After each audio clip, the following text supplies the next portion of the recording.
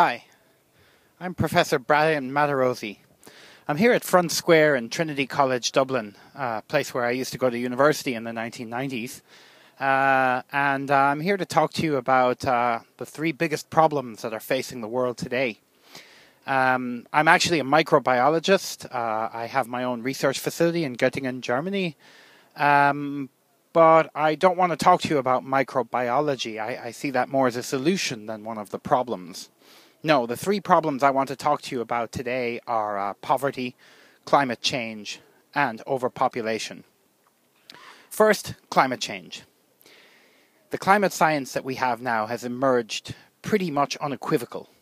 We know that man-made global warming is a reality, and we know that it is impossible to deny, and we know that if we don't do something about it, that is drastically reduce our consumption of fossil fuels and carbon-producing gases such as methane, the consequences for the environment are going to be catastrophic.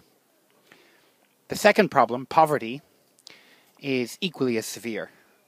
Right now there are about 7.3 billion people on the planet Earth, and about 2 billion of those have wealthy lifestyles. They live in wealth. I'm one of them, and you probably are too. What about the other 5.3 billion? Well, of them, about 3.3 billion live in what we would consider poverty, and quite severe poverty actually by our standards.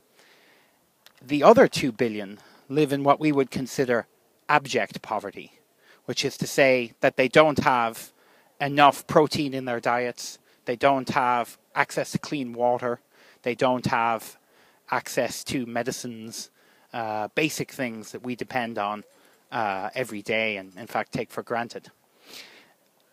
So there are as many people living in abject poverty on the planet right now as there are people living in relative affluence and comfort like you and I. So what's the link between climate change and poverty? Well, it's pretty simple to see if you look at what's known as the carbon footprint.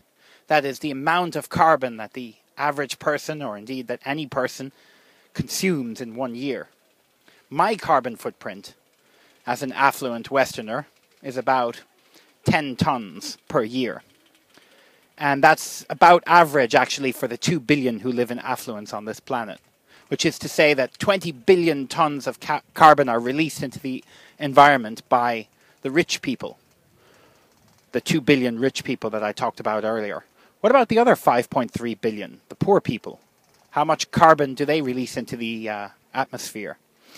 Actually, they release a total, all 5.3 billion of them together, release a total of only about 1 billion tons of carbon, okay?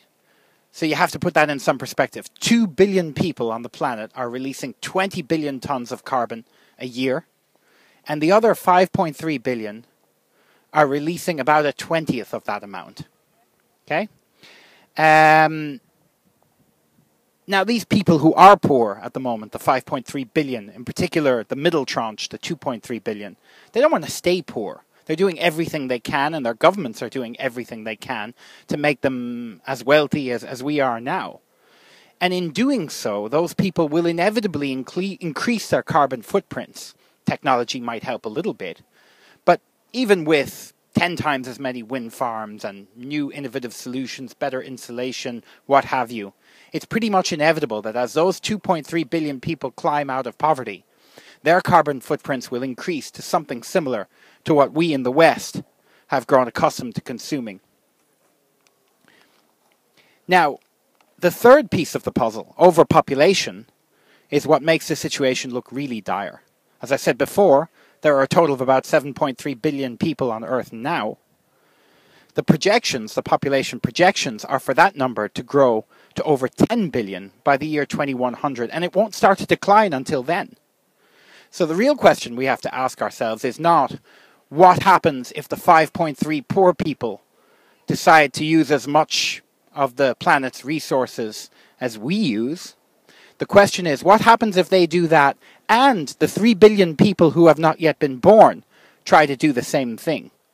How far would we be from meeting the emissions targets that have been agreed by scientists and are needed in order to fend off an environmental catastrophe? Would we miss those targets by 10%? Would we miss them by 50%? No. If those people consumed even half of what I take for granted and what I consume and what you consume, we would miss those targets by nearly 1,000%.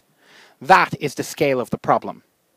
That triple problem together means that unless something is done to curtail human population growth, or if we accept even more people living in abject poverty for the next 100 years, or if we accept that the climate will simply be destroyed, we have no real solution to this problem now.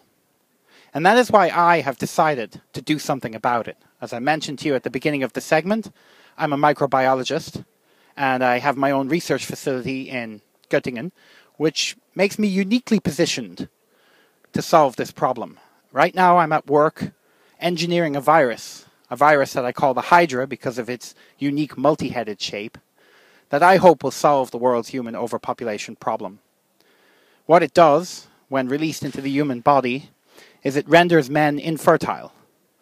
So what I hope to do is create a viral epidemic, and when I release this virus, it will be spread to 90% of the world's population. And within one generation, this problem will be solved.